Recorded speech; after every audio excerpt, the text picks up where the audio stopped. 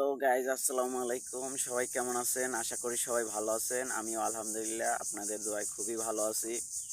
তো অবশেষে স্বপ্নের টানে ঈদ উদযাপন করার জন্য গ্রামের বাড়িতে চলে আসলাম।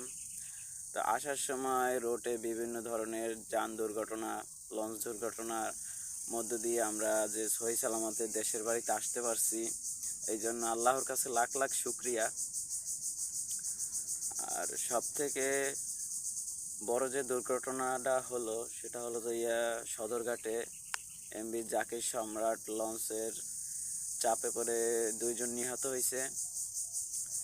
তো স্বপ্নের টানে তাদের আর দেশে ফেরা হলো না, ফ্যামিলির সাথে ঈদ উদযাপন করা হলো না।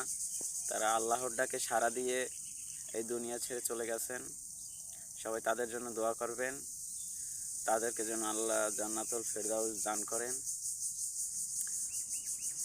তবে ওই যে কাহিনীটা ছিল, আসলে বাস্তব চোখে দেখার মতো কোনো পরিস্থিতি ছিল না।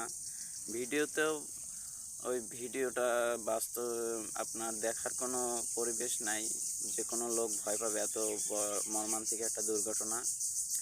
যাই হোক, আমরা সহি সালামতে দেশে আসতে পারছি, এই জন্য আল্লাহর কাছে আবারও শুক্রিয়া। তো সবাই ভালো থাকবেন, আর দেশে আসার জন্য কেউ পারাপারি করবেন না, কারণ সময়ের থেকে জীবনের মূল্যটা অনেক বেশি। ভালো থাকবেন, সুস্থ থাকবেন। ভিডিও ভালো লাগলে লাইক কমেন্ট শেয়ার করবেন, আর আমার চ্যানেলটিকে সাবস্ক্রাইব করে দিবেন। ধন্যবাদ।